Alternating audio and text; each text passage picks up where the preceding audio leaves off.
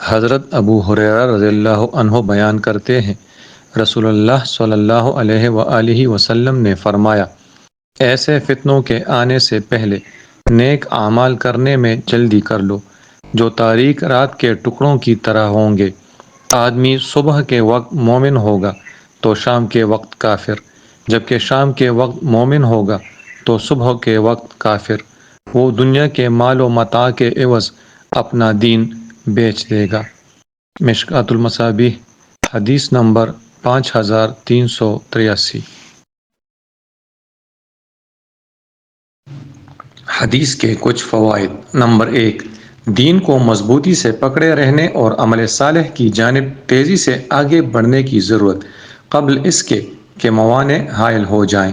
Number 2، آخری وقت میں گمراہ کن فتنوں کے پے در پے آنے کا اشارہ۔ صورتحال یہ ہوئی کہ ایک فتنہ جائے گا تو دوسرا فتنہ آ جائے گا۔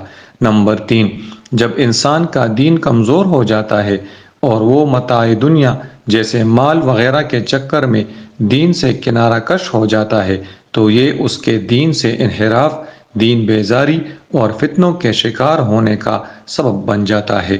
نمبر 4، اس حدیث میں اس بات کی دلیل ہے کہ اچھے اعمال فتنوں سے نجات کا سبب ہیں۔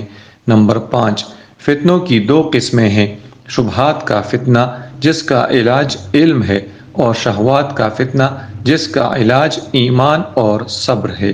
نمبر 6، اس حدیث میں اس بات کا اشارہ ہے کہ جو قلیل العمل ہوگا اس کی جانب فتنے زیادہ تیزی سے آئیں گے، اور جو کثیر العمل ہوگا اسے اپنے عمل کے دھوکے میں آنے کی بجائے مزید عمل کرنا چاہیے۔